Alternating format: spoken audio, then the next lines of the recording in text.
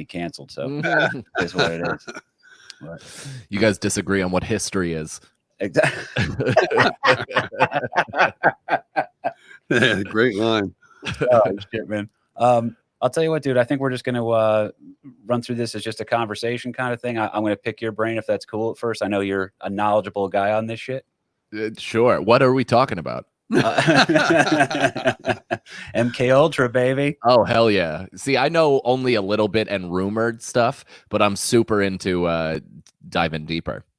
I know that now. You don't talk about the old podcast at all right now, do you?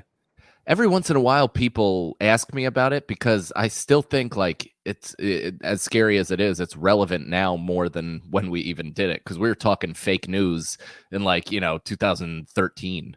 Right. Well, on this podcast, we talk about fake news from the 1700s. So yeah, hell yeah. Of course. Fake news there's nothing new about fake news. No, propaganda has been around as long as the printing press. Right. And before that, it was word of mouth. That's right. Rumor. We called them rumors back then, but yeah. All right, so you guys are ready to go whenever you want. Oh, cool, man. Mike, you good to go, brother? I'm good, man. Cool, man. And plug anything else you want up there. It's limited, but I do actually have a weird fan base I've cultivated. No, sweet. If they like a romantic comedy on Amazon where the lead kisses too much, they'll hopefully they'll like my movie. I am your Huckleberry, bud. All right. So the only thing is, when you start, just introduce yourself again, because I can just get rid of the names and stuff like that. So I'll have it there for a second so people can see, and then I'll take it away. Sweet. Just occupies space. All right. Perfect. You guys can start whenever you're ready. Hello, and welcome to the one of the first YouTube editions of American Loser, guys. It's a spotlight that puts I'm sorry, it's a podcast. Wow. No, I'm all fucked up, man. You know what it is? I can see myself on the screen right now, and that's a trippy out of body experience, which fits the topic we're about to cover. Yeah, American Loser podcast. It's I'm your host, KP Burke. With me is my Dilf of a dad. Hey. Behind the ones and twos is the big kahuna. You mean the voice of God. The Voice of God. And our guest is also a DILF. Let's be honest, folks. Yeah, new DILF. Hell yeah. Oh, man, Yeah. that makes The me feel good. esteemed, one of my favorite comics to work with, a guy that's become a really good buddy of mine, and a dude that I'm trying to hitch to his coattails, folks. All right, it's Mike Cannon. How you doing, bud? Yeah. Oh, buddy, my coattails are on fire. There's truly no reason to hitch on to me. How are you doing, man? I'm good, pal. It's I haven't seen you in a minute. Obviously, this is in the long ago, back when comedy existed. Yeah. But how you holding up? Everything's good? I'm good. I just did my first live weekend also this past weekend. I'm sure my last as well, because everywhere else is up in flames. Right. That was Mohegan Sun, right? Yeah, we did comics, which, by the way, the comedy club itself was the cleanest part of the entire experience. The casino was filled with everybody you think. That's a beautiful part of that, where it's just at times it can be Atlantic City North. So. Yeah. Oh, exactly. It's hilarious too, because now consider casino people and then put a really big obstacle of a disease in the way. So then you sift through the real mud just to get to the worst mud. It's hard to get a face mask on when you have an oxygen tank and a cigarette. That's exactly right. Or if you're just blackout drunk. Oh, It makes for a good audience, though, right? Oh yeah, well that was hilarious. Is you sit at home and pine and romanticize everything about stand-up and how amazing it was and how much you miss it, and then you go and you do a show and you're like, and you're reminded of everything you hate about it. The moment Brendan Sagalow opened for me and he got on stage and some guy just drunkenly goes Trump 2020, like just instantly divisive, and just hammered and heckling. Sagalow does have passive white power face, though, which doesn't help him. So there's that. Yeah, he does. He looks like he's stood in front of a few statues to protect them. I gotta ask real quick too, if I can, buddy. It's so it felt good to be back, right? I think you and me both know stand-up's a drug of some sort, right? Oh yeah. That's the only way I can explain it, because tomorrow I'm actually I'm doing an outdoor gig with my buddy Joe Fernandez and Jim Florentine. Nice. For Comedy Shop, James, who loves you. Mm-hmm. And it's that's how I've always tried to compare that, but I'm literally going, comedy's such a drug, I'm going to go sit around in a parking lot to try to score it. You know? Oh That's yeah. That is exactly what you're doing. And dude, I did that whole thing, the drive-in experience where you're doing it to cars. So it's basically like a Zoom event in real life because you're still speaking through a screen and you can barely hear people laugh. They're like kind of shaking up and down. You know you're doing well if you can see that in the distance, but for the most part it's a true nightmare. And that's when I knew I would I'd blow a guy just to get back on stage.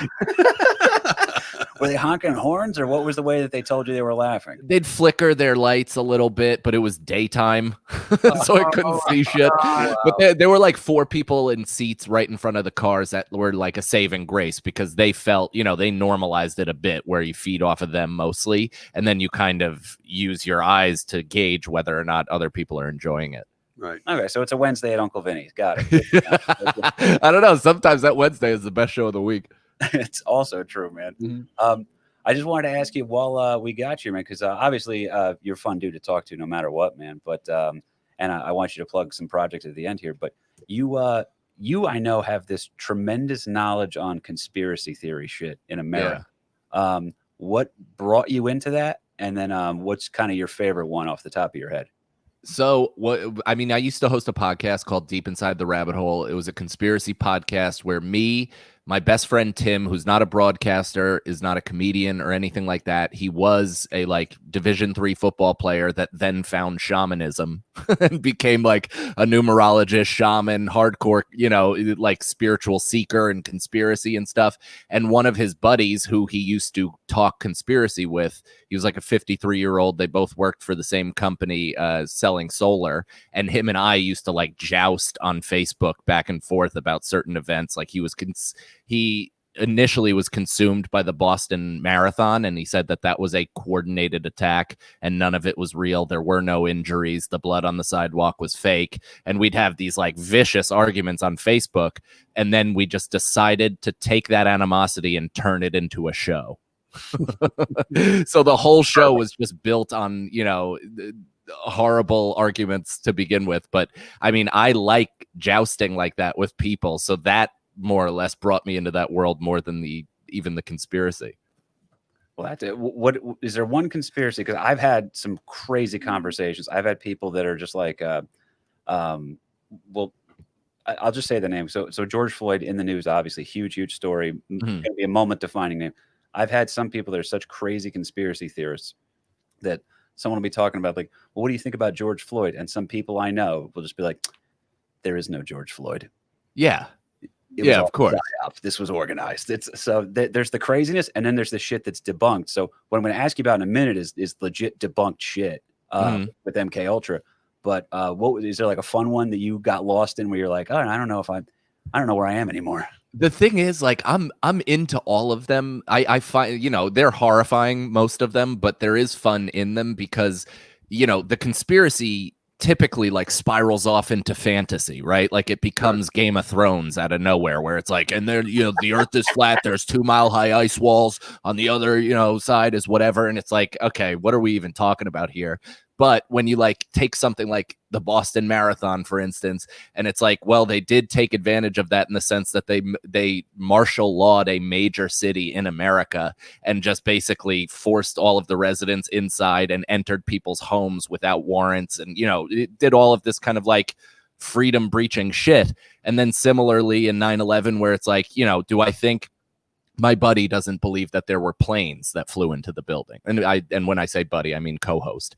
But he didn't believe that planes actually hit the building. He thought they were direct energy weapons and a hologram. And he claimed anybody that thought they saw planes that day has just been programmed by the media. And it's well, that makes no sense, obviously. But yeah, the fact that's a stretch, right? The fact that there's 28 pages redacted from the official report and all of this stuff about Saudi Arabia and the fact that we went into two wrong countries to start a war and all this nationalism and all that shit, that to me is the interesting part of the conspiracy. But it's it's not even a conspiracy. Oh, it's fascinating. And then again, there's this weird thing I always try to say on the podcast that it takes 30 years for us to really understand that the times are changing. Mhm. So that could be like a Democratic position 30 years ago is a Republican position and vice versa. That's Right. that's kind of Right, just an right. example of the slide. It goes 180. Right. Yeah. But also in 30 years, we don't care as much about, that's like the perfect time frame for people to forget about stuff. We're like, we're probably, you and me, Mike, we're roughly the same age. Mhm. So in about maybe 15 years, the government's just going to come out one day and be like, oh, by the way, we offed Kennedy and he had that shit coming. And, you know, every possible, and it's all going to be stuff that this guy right over here, who's probably, do you remember where you were when JFK got whacked? Absolutely. Yeah, so this is shit. He wanted to know the answer. They're gonna tell you eventually. So we have complete transparency with the government, but Right. enough time that you don't care anymore. There's no more emotional attachment. Enough time has to pass by for certain people to die before we can really reveal the entire truth, kind of a thing. That Yeah. you know, down the road we'll find. I mean, they're still working out conspiracy theories on who shot President Lincoln. You know, you know, was Ford Theater really? Was that really true? Was that a hologram? There is no Ford Theater. You know, it's just a tourist trap for Washington D.C. nowadays. You know, Right.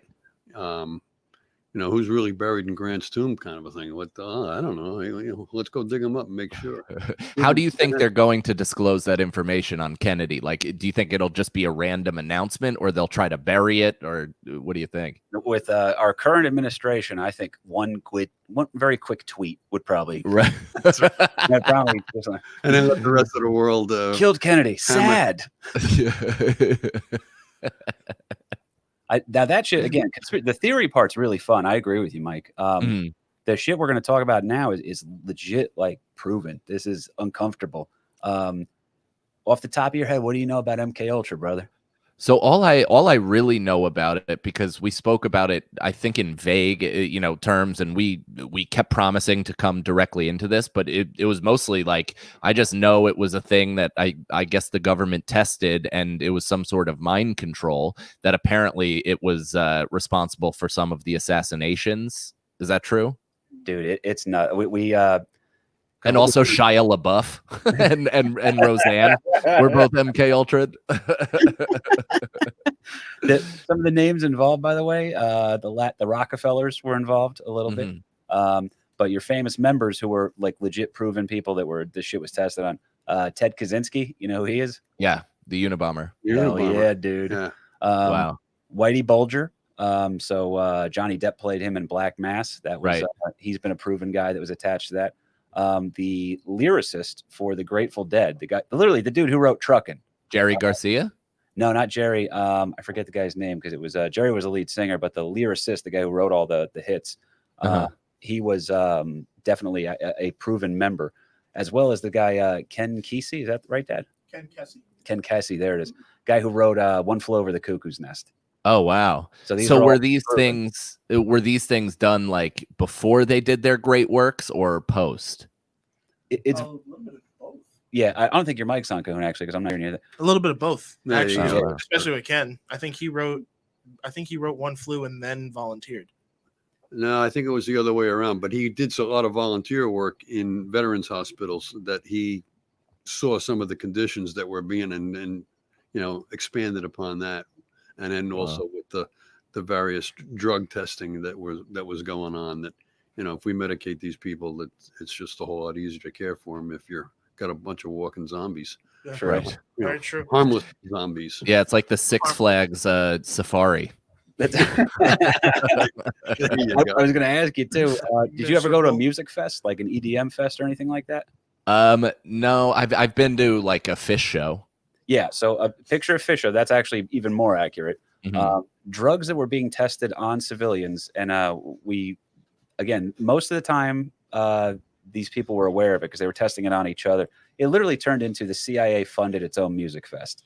The magic mushrooms, early forms of ecstasy, marijuana, mescaline, heroin, methamphetamine, and then the big test thing was back when it was patented. LSD was patented once. I found that out in research for that blew my fucking mind. Yeah. Dude, how good is government issued hallucinogens? Really? I mean, I want some of that immediately. It's if it's as good as the boots they gave me in the Navy, it lasts about 6 months. Dude, but I feel like that's like you're almost like 11 in Stranger Things. You could probably walk through the upside down once you're on that shit. FDA approved kind of a thing. Yeah, I mean, it's a short trip to God's doorstep.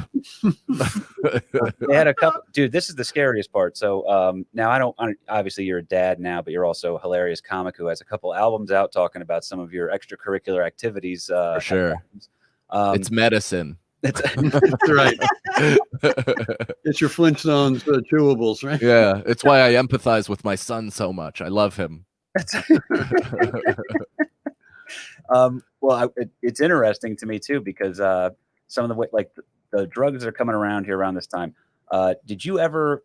Because I have one good story, and it's about a friend of mine that had a THC powder, right? Mm-hmm. And he mixed it up, and it literally was like a Gatorade packet that you mix up, and he put it into a Poland Spring bottle. Gave it to me, and we're just both like, "Oh, I don't know if this worked." And then about 40 minutes later, we just both left. Like, we'll be back tomorrow. Check, please. Then I swear to God, 2 days later, I'm back at his house. I was like, "Hey, man, do you have any more of that powder stuff?" Because I really slept great that night. And he goes to me, he goes, "Yeah, dude, actually, I'll be right back." He goes, "I got some ecstasy too." And I was like, "Oh, no, I don't want that. I just want that THC thing." Then he comes back, hands me another water bottle. And he goes, "Here, drink that." And I drank that. And then about 10 minutes later, I was like, "Dude, this is kicking in already." He goes, "Yeah, ecstasy's much stronger." And I was like, "Am I on ecstasy right now?" And it was the greatest doubles game I've ever seen in my life. Did you ever you, for the most part, you were always aware of the shit you were on, or what? I've accidentally dosed myself twice. So once was in college when I was going to play. I was playing poker for a lot of money at the time, and one of my buddies was playing he was playing, what was he, 50, 100, no limit. So he was playing $10,000 buy-in heads up online. Like he was playing high money, and I was supposed. What was that? As a college kid. I mean, I don't even think he went to school. I think he dropped out. Oh, okay. Yeah. Now he sells cars. He lives in the South. He got out because the swings were so wild. I mean, I watched him win like 90 grand in 80 minutes. It was, it's crazy. So I was going to play. He was going to front me because I was pretty good at poker, but he was going to front me the money to get into one of those bigger games and see how I play. And I ate a brownie that I did not know was weed. This was early on in my drug, alcohol, everything days. So I was, in college, thought somebody brought home brownies, ate a brownie, went and hung out with that kid. And I was crawling up the walls after an hour and 50 minutes. I remember we were in Red Robin and I was like, I don't know what's happening to me. I was out of my mind, dude. I almost fell asleep at the table. Did you figure it out eventually what was happening, or Yeah, I mean, after a while, I was like, "Oh, I'm high. I'm wildly high," and that's happened to me before too. I took dabs of what I thought was just CBD, so not psychoactive. I thought it was just gonna a stress reliever. It was going to take away my anxiety. And I took it at the beginning of recording Irish Goodbye podcast. And I remember by the end, by the way, plug in that one. I appreciate you, buddy. And by the end, I left. We recorded all the commercials, all that stuff. We're walking down the street and Feeney's talking to me and he's like Charlie Brown's mother, whoop, whoop, whoop, whoop, whoop. And I just remember turning to him, just my whole body and just being like, why am I high? And he was like, I don't know. And I was like, fuck, that was not CBD. It was THC. And I ended up taking 200 milligrams of this pure concentrate. So, and I had a set in an hour. And I was like, well, I'm after an hour. I'm like, at least I won't be higher than this. And then every 10-minute increment, I was on another dimensional, I was out of my fucking mind. And by the time I got on stage, everybody was in 16-bit Sonic the Hedgehog graphics. And and I went on stage and I had the best set of my life. I was pure love and energy. And I just yes-ended and trust-falled into the edible and had a great time. But now thinking about it, so removed from it, it gives me panic. So you're experiencing panic just based off the idea that, you figured out what was going on pretty quickly, right? Yeah. After an hour and a half. So not that quickly. I'm a pretty dumb person. Well, but you have knowledge to pull from, because in some of the people that got experimented on with MK Ultra in the 1950s, these were guys like literally it was CIA dudes coming in the office like, hey man, you want to try something, and then we're going to put you in a monitor, you're going to be monitored in a room, kind of a thing. And then they said, it'd be cool for experimentation purposes. Which, by the way, MK Ultra LP, back me up on this one. Yeah. MK Ultra, we borrowed we continued the research that was going on in concentration camps under like Mengele and like the super bad evil Nazis. Jesus. Yeah. But so we what did we think? If it ain't broke, don't fix it. Like, what a crazy. We're just going to continue that research a little further. yeah, those guys touched on something pretty good there. So we're not doing the evil shit of like stabbing one twin to see if the other twin feels the pain. We're not doing that shit. But we are sitting there like, all right, maybe the psychological warfare thing is a game. So, of course, because we're Americans, we had to do it bigger and better. And what they started doing was dosing people who had, in the 1950s, who had no knowledge of what we're talking. Like Reefer Madness was like a movie back then. Right. That they thought smoking pot was going to lead to a complete breakdown. And now people are being dosed with LSD and monitored through a one-way mirror, and then they're being filmed during interactions. So what would happen? There was dude, real quick, do you think taking acid back then without any expectation of what acid is actually better? Like, you come to it's just that much of a shock and a crazy, experience to your system where now you kind of go into it having seen all the cartoons and all that shit, and if you don't see green men dancing, you're pissed? That's a great question. Dad, tell us about Jethro Tull. Yeah, I don't really agree with that, because I mean, people in the 50s, if you're tripping and you have no idea what's going on to you, at least in your circumstance, you could bring it back to the brownie or to, hey, this is more than what my CBD oil is. Right. Me here that, hey, you know what? There's something wrong here, and I must have been given something that I wasn't supposed to be taking in the first place, or whatever. Well, I mean, back then they have no idea as to. You're totally right. That's the most important part of doing a hallucinogen, is understanding that it's a drug. Yeah, I mean, if you're taking that, knowing going in, that. You might have blocked out the next couple of hours at least for your life. But, don't have any place to go. Don't have a set to perform. And I wanted to ask you, that set that you did, you said it was one of the best sets ever. Now, was that in your mind, or did the audience really react to it? That's hilarious. I re-listened to the set, so I record, and even in my stone stupor, I still knew to audio record the set, and it was very good. It was and it was like really present, the whole thing, which that's what you strive for in comedy. And the unfortunate thing about doing it is, like, every once in a while when I started comedy and I do a great set high, I'd be like, well, I guess that's what I have to do now forever. Then you get locked into that bullshit. But it's not. It's actually a fluke if it happens if you're stoned or fucked up. Whereas if you're sober, it's you're much more likely to be present. I'm thinking like other artists that, you got to get high before you can really get creative, or lay down that real lyric or whatever it might be. And then later on, when you're straight again, it's like, man, that's shit.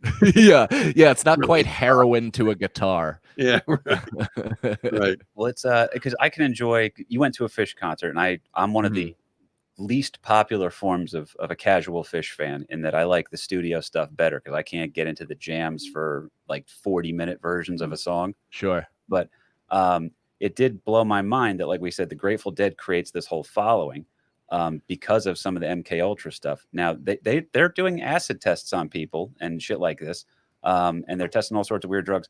They're literally, this was the gambit they would run. Okay, so the comparison I'll make for it, Mike, and I think you'll appreciate this, is imagine if there's a guy standing on a corner in New York City saying comedy show, and you sucker some people in, and they go up into a comedy show, and then you give them a drink, right? And in the drink is LSD, and there's no comedy show, and we're just all in a sound booth staring at the person, watching them freak the fuck out. That's not too far removed from MK Ultra. Holy shit. So they wouldn't even let them, so they weren't watching them in natural environments. They were enclosing them in like a lab.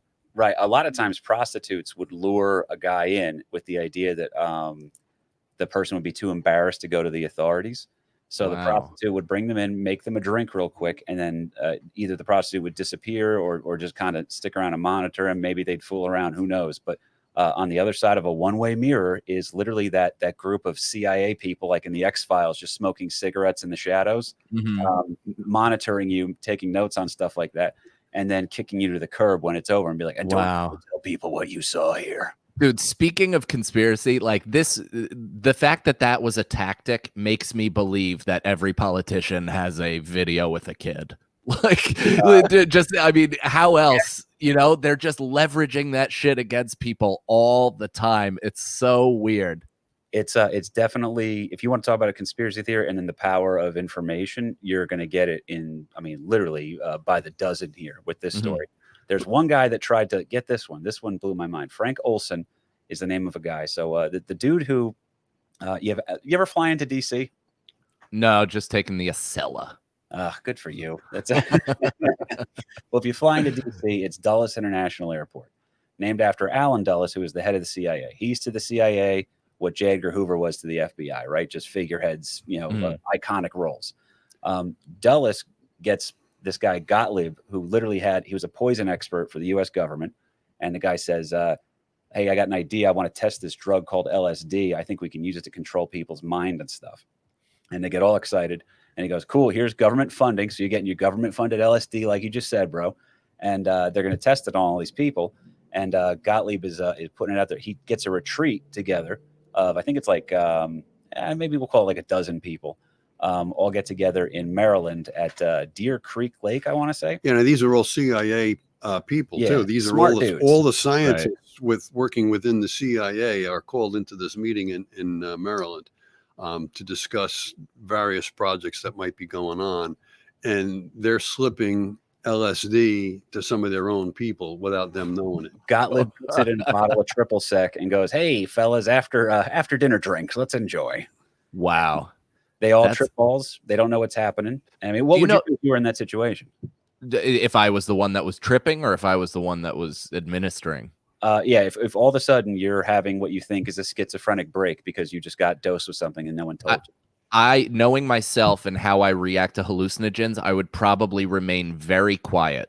Like I would just stay in my seat and just fight the good fight on the inside. I Irish my way through bad trip all the time, dude. By your own mind? Yeah, dude. I literally no tears. Yeah, my consciousness hugs itself and just takes the entire storm on its back. It's just thunder and lightning. It's just thunder and lightning. Well, the same way that you had a great set when you were, accidentally high, Kahuna has just been sound engineering like a pro. We dosed him about an hour ago. Oh, so that explains the Muppet in the corner. Can I ask you, what was it about LSD that they thought they could control people's mind in the first place? I am so happy you asked that, Michael. Here's a list of some of the shit that they thought. This is literally what was like their go-to. Like, here's our mission objectives. We here at the CIA think, and they thought that if they could dose a person, it would promote illogical thinking and impulsiveness to the point where the recipient could be discredited in public. So it's like, oh, you witnessed something or you tried to leave the CIA? Yeah, sure. Here's my father made a reference to it on the audio version of this. It's like holding up the Men in Black thing. And just take a look at this real quick, put on your sunglasses, and boom, we can erase somebody's brain, kind of a thing. All right, your name is KP Burke. You're a comedian. You were adopted, and your father is a DILF. There's your life now. But that's what anytime you ever did any sort of a substance like that, you do feel superhuman at times, right? Yeah, I mean, I remember, so mushrooms obviously is like you feel elated and sometimes you want to leap through the air and stuff like that. But when I did DMT, I remember afterwards specifically saying that I could jump over a moving car. Right. Like you ever see that Kobe commercial where he jumps over the Ferrari or whatever? I felt like I could have done that very easily. Believable, dude. Yeah. The other shit they thought they could get away with was they were this is the program in general. This is not just LSD now, but it was efficiency of perception. They could allow a victim to age faster or slower in maturity, which that goes into a whole weird thing. Huh. It's promote the intoxicating effect of alcohol. So they'd get these guys drunk and then maybe dose them and while they were drinking. Mhm. Permanent brain damage and targeted memory loss. Okay, so they're Wow. pretty good about that. Brainwashing, like you just said. Acute anemia, paralysis of the legs. I never had any of that stuff happen, but that's just, you know, 'cause I was This is typically what they thought LSD could do? No, this is just what some of the drugs that they were administering to people would do. Because my buddy Nate says it best. He goes, he watches like so much Cops. Like that was like his go-to TV show forever. That was his drunk 2 o'clock in the morning. Let's watch an hour of Cops. And he goes, I don't know what it is about meth, but everyone just needs to get naked.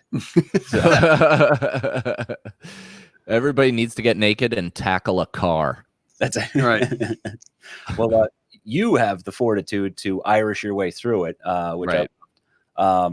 it's this one guy who is at this meeting with all these higher up military officials. Dude's name is Frank Olson. Okay, he gets dosed, right? And as he's dosed or whatever, he does not enjoy it. He has a fucking bad trip, bro. So imagine having a bad trip and never either having a good trip to compare it to or knowing that it's a temporary thing. So he has pretty much a total break. And 9 days after he gets dosed, he shows up at Gottlieb's house, the guy Gottlieb who's been dosing them and creating this whole program. And he goes, I want out, dude. I don't want to do this biowarfare thing anymore. I'm going to go dedicate my life to something else. And Gottlieb goes, totally, dude. We understand. Don't worry about it. Do me a favor, though, for your own good. Get checked out by a doctor real quick. And they send him to a doctor that's also already in the program. And they label the guy. It's dark, dude. Dude, what is this? The early David Miscavige model? It's upsetting, dude. So they get him there. And this other doctor that's in the program says, oh, yeah, this is like a total psychotic break, man. You might actually have to be, hospitalized or institutionalized for a prolonged period. Oh, my God. And he's staying in New York, by the way. Okay. Yeah, he's very depressed at this point. He makes no contact with his family. And this guy was a strong family man and everything else. And it hasn't been revealed that he was dosed. It was just that he had this episode while he's at this big meeting with all these other brainiacs in Maryland. So he's really completely, he just thinks he's losing it because of the effects of the LSD, not knowing that he was given LSD. Wow. So, he wants out. And then they send him to, supposed the specialist in New York City, and they put him up in the hotel. So they put him in a hotel, nice hotel too, by the way, Yeah. right across from Penn Station. Statler Hotel, still standing in New York, by the way. Wow. What sports? Yeah, not bad. Yeah, really. Government living, right? Yeah. Spared no expense. Well, it doesn't go so good because unfortunately, Mr. Olson, I guess his condition was just so bad, Dad, that he dove out of a window and died upon impact on the streets of New York. Yeah, he was on the 13th floor too, so he made a splat when he hit. Wow, lucky number 13. He didn't, and there weren't, he didn't hit anybody. No, the sidewalk is what he hit. Yeah, I guess that's a big enough target. So it gets weird though. There's some inconsistencies with his death, Mike. And it's they didn't realize this. Remember we said 30 years earlier? Mm-hmm. So this happens in I want to say the 50s, and nothing comes out public with it until the 70s. And they wind up realizing that you want to talk about the autopsy, Dad? Well, the guy that found him was really the night manager of the hotel, and things were suspicious right from the get-go because he goes out in front of the hotel, sees this guy splattered on the sidewalk, and then looks up and sees like the window shades on the 13th floor that he just jumped out of. And what was interesting is that, he jumped through the window. He didn't open the window to do the dive. He crashed right through the glass. So, I don't know whether he was trying to take a flying lesson or thought he could fly, or who the hell knows. I mean, the guy is. It's like he was throwing himself out of a bar. That's right. You're out of here.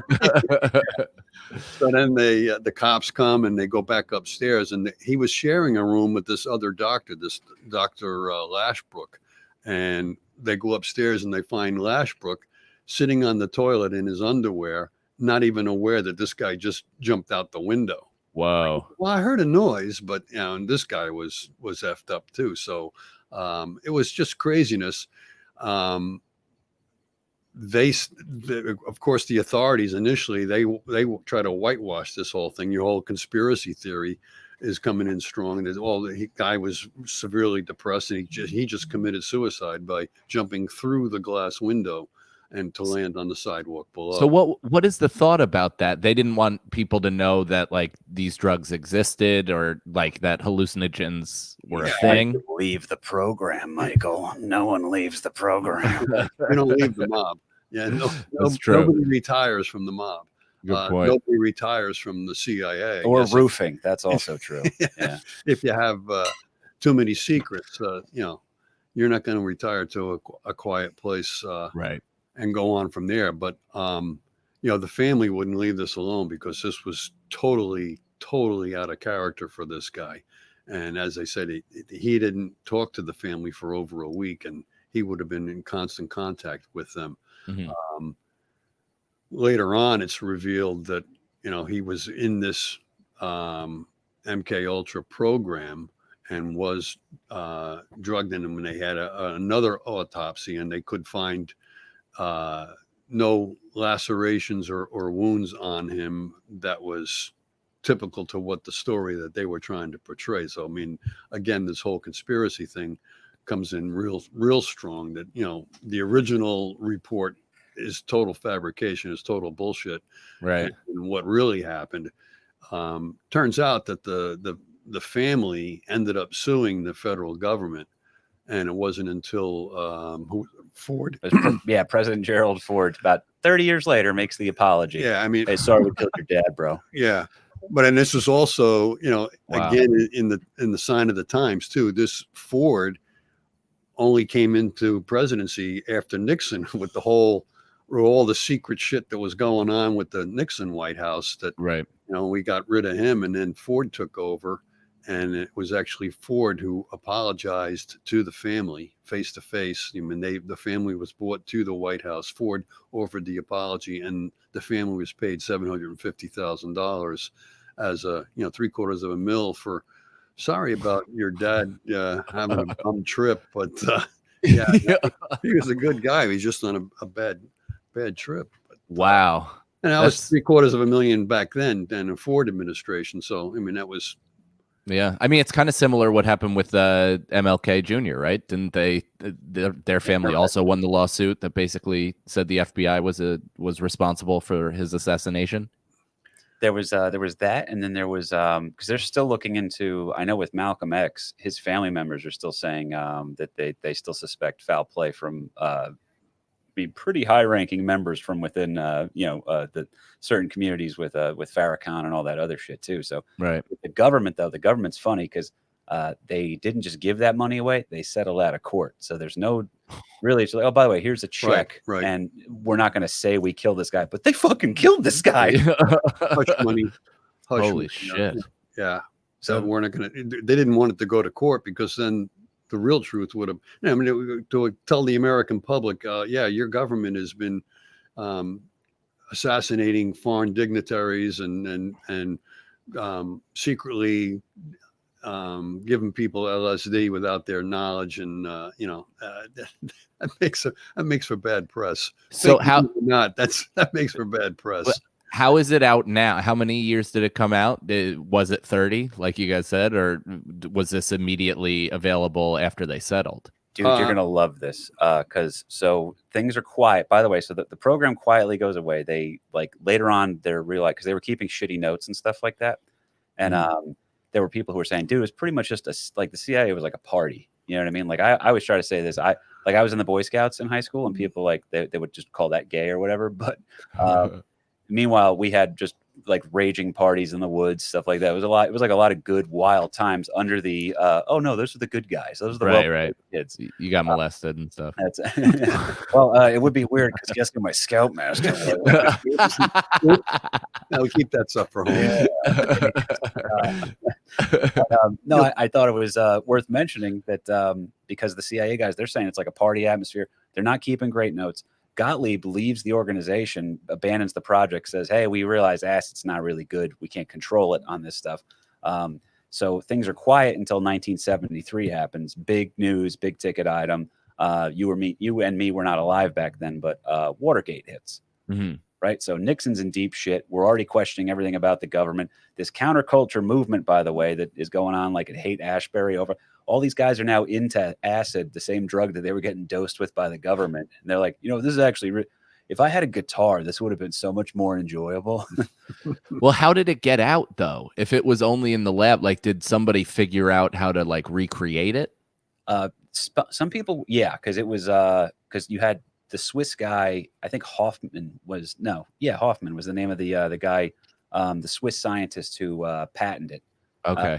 Where the patent would go away and it would bounce around between being like a scheduled narcotic and then just being something that you could, make in your own bathtub. So there were guys mimicking the drug out in San Francisco. Right. And the dude who was a test subject of MK Ultra, Ken Kesey, am I saying that right, Kahuna? Kesey. Okay. He was right. So that dude goes on to write One Flew Over the Cuckoo's Nest. He does a bunch of other crazy stuff too. And he has these acid parties.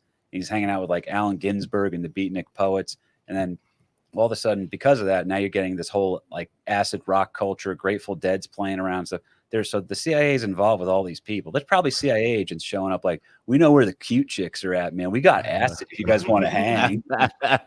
So, but all that's going on. The program eventually dies out. Watergate hits in 73.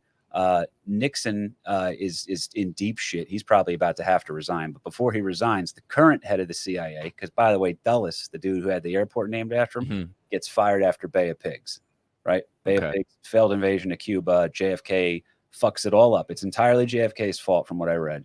But he scapegoats Dulles. So you now scapegoat the head of the CIA, who we've already shown is pretty okay with doing fucked up things. So JFK winds up getting assassinated. LBJ, who's vice president, gets sworn in, and they do a Warren Commission in order to investigate the death of John F. Kennedy. And guess who winds up being one of the lead investigators for that on the Warren Commission? Senor Dulles. You know it, buddy. So that's shady too, because that's power checking power. You know what I mean? Yeah. But now. Yeah, that's like the police doing an internal investigation. Right. There you go. So in 73, when the Watergate thing happens, the guy who's in charge now, Helms, goes, oh, fuck. Burn everything. Like they go full Enron, right? And just burn the shit out of every document they have on MK Ultra. And they think they're about to get away with it. And LP hit me. Yeah, well, the thing was, too, I mean, you're doing something that it's illegal to begin with. So you're not going to take real strong notes on what's been going on. If you know what you're doing is illegal. So there was limited amounts of documentation to this whole program. But now they're doing a big search. And while they're going through, the Freedom of Information Act was really what opened up a lot of the doors to this whole thing. And while they're searching for other stuff, they're finding within financial records 40,000 pages of documentation to this MK Ultra kind of a thing. So it was misfiled. Stuff that should have been someplace else is now found, in the dark corner in financial records. Fucking or something. Data entry, right? Honestly, I used to do that, and I would be high as shit, so I could see misfiling MK Ultra in some guy's 401k. Right. It wasn't even it wasn't even just MK Ultra. They're also sitting there like, wait, we tried to assassinate who? Yeah. Literally the most damning evidence possible, just within the wrong crate, and people found shit, man. It was intense. Yeah, I mean, the whole Freedom of Information Act really allowed everybody to go in and find out different records, and then we're finding out the stuff that the CIA did with trying to assassinate Castro, going into the Congo in Africa, because at that particular point in time, Africa was a huge, battleground in the Cold War kind of a thing, that the Russians are trying to, or the Soviets are trying to set up all these various countries under the communism. And then, of course, the West is trying to fight that, to make sure that nothing communist is going to go any further than it already has. So, the Cold War is hot and heavy kind of thing. So a lot of these things came to light years later. That's why we said we got to wait 30 years to find out the true story of, or at least shed some light on some of this stuff that's happening today. So who knows? That's so wild. Now, how many conspiracy theories do we have right now with the whole COVID thing going on? So Oh, I mean, a million. You Yeah. name it. You know, there people think it's man-made. I've talked to doctors that are like, I don't know, man. They're like, I haven't seen many things like this that react so differently to so many different people and all this. And I'm like, all right, I don't need you to facilitate my ignorance. And now I'm sold because some fucking idiot doctor was like, maybe. Right. It took me a long time to grow out of just because they're confident doesn't mean they're right. Right. That was an uncomfortable. Like, it took me a minute on that one, dude. I'll tell you, because we're wrapping up here, so I want you to be able to plug everything, dude. But yeah, the weird keynote thing is, you want to talk about how bad the irony of this one particular thing blew my mind. So we said 30 years. 30 years, a lot can go on. There's sons and or I should say fathers and their kids. And then you have like second generations or certain goes at certain things. So Nelson D. Rockefeller, off the top of your head, what is that guy? Do you have a nice opinion of him or a bad opinion of him? I mean, that entire family has been sipping baby's blood since the Middle Ages. So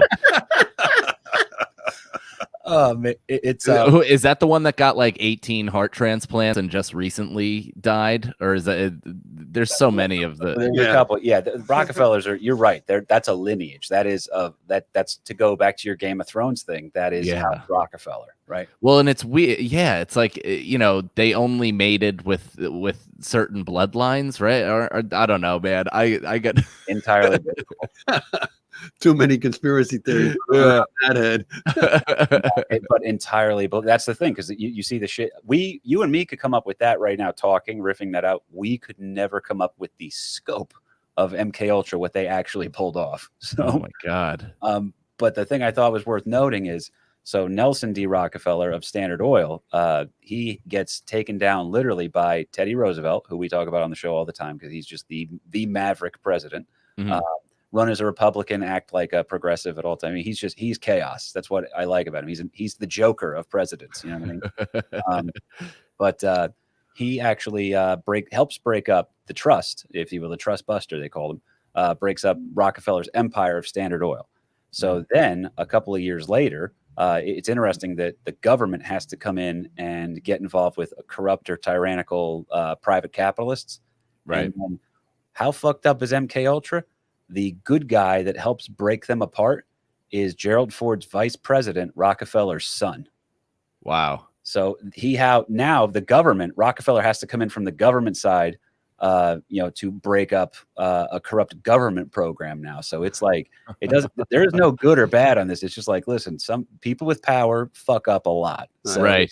But that's why it's so funny to hear people discuss the elite as if they are an organized group that always gets their way. It's like, no, there's a lot of lizards that are jostling for power, and they often fuck up. A lot of them are, inept, even though they have a ton of power. It's just like, it's a fucking mess. Right.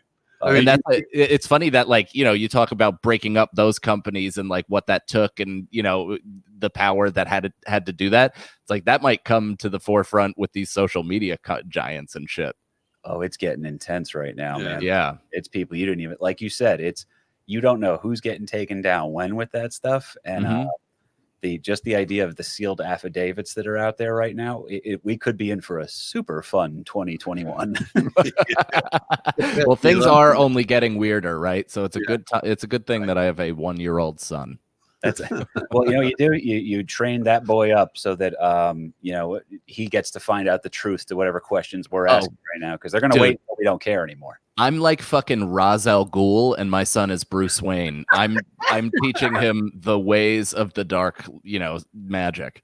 That was awesome, dude. And as far as I'm concerned, this was a massive success for the first video portion of this. I love you, pal. You know that. You're very. I love you, man. You're the best. Good stuff. Excellent. You got a hell of a son there. He's fantastic. I probably told you that when I was hammered too, just with purple lips. Well, oh, dude, that was a fun night too, actually, because I think you dealt with some nasty hecklers that night, and it was you broke down the story for us, but it was you had the combination of you that I love is the chaos combined with humor in your eyes. We're allowed to laugh at this until he tells us we're not. Yeah. Oh yeah. Yeah. The old, pull up at the mountain and then last minute hit the tip off. Like, where can people find you? This is going to get some views. This is going to be up on YouTube shortly. Yeah, man. I love the show, by the way. It's fantastic. And this was super fun to do it. I will 100% be in the studio at some point in time for sure. You're the man, brother. Where can people find you? Plug the movie, plug everything, dude. You got 2 killer albums out. I know that much because I own one of them. Oh, appreciate it. Yeah. So I think it just kicked in my first album, and then Life Begins, my second album. I also put Life Begins out as a special for free on YouTube. So check that out. Mike Cannon Comedy on YouTube. Social media, I'm at I am Mike Cannon. And then I just came out with a movie that's a super indie movie about coming up in stand-up comedy and, the interpersonal relationship sacrifices that you have to make and all that stuff. It's much more of a dark grind than the show Crashing. So if you're into stand-up, if you're a little bit of a nerd about it might be cool to check out. It's called Timing on Amazon Prime. And if you're in Canada or another country that doesn't have it, just DM me and I'll get you a copy. That is awesome, man. Cool. I can vouch too. The YouTube special is fantastic. You got the sarcastic blessings of some of the Mount Rushmore guys for my heroes, dude. Me that have been obsessed with comedy since we were in 7th grade. Same, yeah. That if nothing else, that was amazing for that. To get those guys on it. It makes you unable to quit because once old Handsome over here saw that there was a signature in his Colin Quinn book made out to KP for knowing who Brendan Behan was. All like, all right, maybe he doesn't have to go back to trade school. Oh, Colin's one of the best ever. It's insane that we've met him at this point. Yeah, man. It's a history guy too. That was brilliant. I can't tell you when he this is so embarrassing. I deleted my Twitter because I was afraid of I didn't know what was going to happen at what point. I also hate Twitter. It's an anger machine for me. Yeah, it really is. But you have a fun one. So I enjoyed yours, but it was very weird because on Twitter you can scroll around and it'll be like fiery political stuff, snarky half opinions, and apples, oranges, red herring type comparison, and then porn.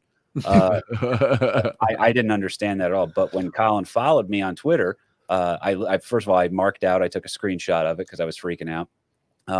And it has taken I don't get the right amount of credit, Mike, for the restraint I had to show to not DM him an episode of American Loser and say, me and my dad tried to do this thing like honestly, probably the right move, but you never know.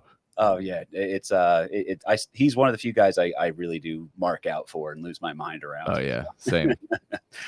But brother, I miss you. I look forward to hanging out and working together again soon. And fucking killer guest. Nobody could start us off on the right path with this. This is excellent. If this is the inaugural, we're in for a great ride. You guys got a great thing going. Keep killing it. Thank you. Thank you so much, brother. I appreciate you, man. Guys, please check out Mike Cannon. He's a phenomenal guest. I'm KP Burke. My dad's Larry Burke. He ain't going to be on social media, so don't follow him. Don't find me. The Kahuna's back there, and this was American Loser on YouTube. Thank you.